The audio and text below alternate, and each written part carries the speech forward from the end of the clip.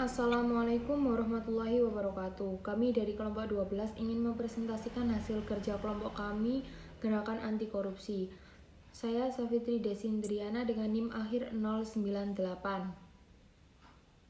Saya Muhammadan Brahmana Cakrawidya dengan NIM 043. Nama saya Nisa Ashfazra Diba dengan nomor NIM akhir 061. Saya Aufa Rahman Naili dengan NIM akhir 017.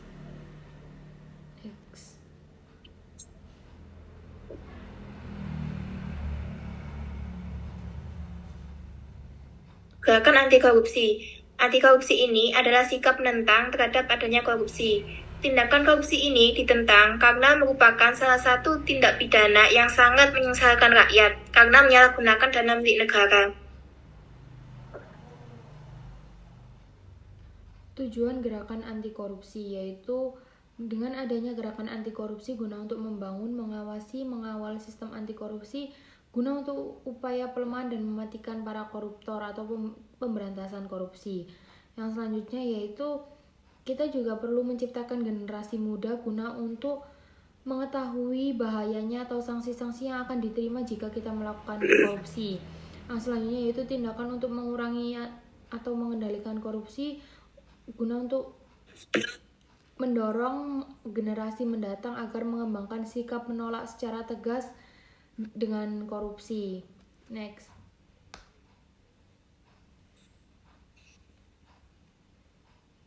Di dalam Pancasila juga terkandung nilai-nilai yang merupakan gerakan anti korupsi. Pancasila merupakan sumber hukum di Indonesia, sehingga segala sesuatu di Indonesia harus menjadikan Pancasila sebagai dasarannya atau acuannya.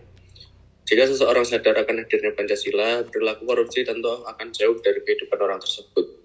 Dan dengan melakukan hal tersebut dapat memenuhi pengalaman terhadap sila pertama, 2, dan sila kelima. Next. Tidak melakukan tindakan koruptif, artinya menghormati dan menghargai Pancasila yang berlaku di Indonesia. Seseorang yang tidak berwenang-wenang menggunakan jabatan atau kekuasaannya untuk merugikan pihak lain, artinya ia menghargai dan menghormati sesama manusia. Next.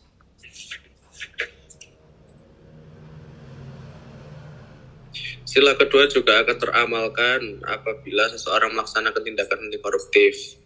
Korupsi sendiri mempunyai pengertian yaitu melanggar hak orang lain demi pemenuhan hak-hak diri sendiri secara maksimal, sehingga perilaku ini termasuk kejahatan kemanusiaan.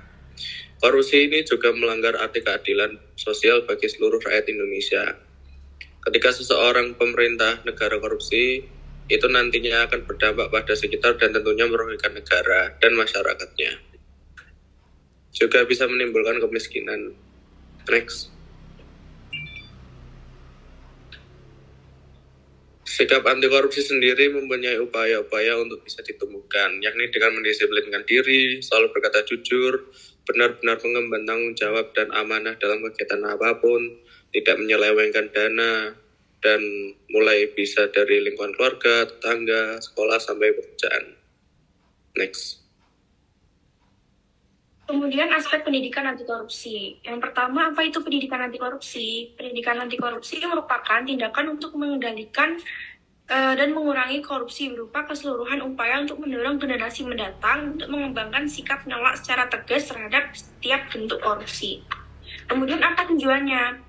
Membuat siswa mengenal lebih dini hal-hal yang berkenaan dengan korupsi sehingga tercipta generasi yang sadar dan memahami bahaya korupsi, bentuk-bentuk korupsi, dan mengerti sanksi yang akan diterima. Kemudian melakukan serta menciptakan generasi muda bermoral baik, membangun karakter teladan agar generasi muda tidak melakukan korupsi sejak dini.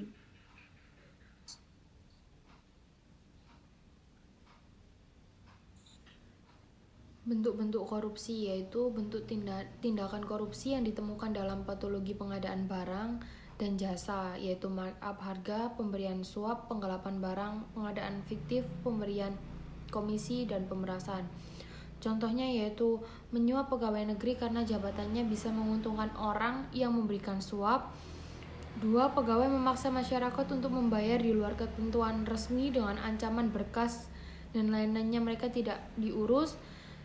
Ketiga, penggelapan dalam jabatan, yaitu penegak hukum merobek dan menghancurkan barang bukti suap untuk melindungi yang memberikan suap. Next.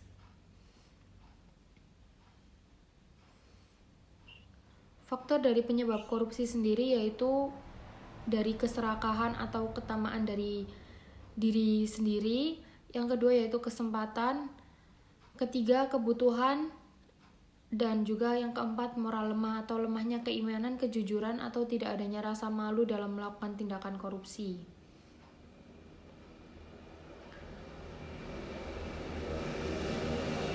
Kemudian dampak dari korupsi sendiri yaitu bisa menyebabkan ketidakseimbangan finansial negara. Pertumbuhan ekonominya bisa terhambat dan dapat mengganggu stabilitas umum. Bisa menyebabkan ancaman inflasi, penurunan kualitas barang dan jasa, penghasilan pajak negara bisa berkurang, meningkatnya utang negara, dan kemiskinan bisa semakin bertambah. Baik, dari kelompok kami, sekian. Terima kasih. Wassalamualaikum warahmatullahi wabarakatuh.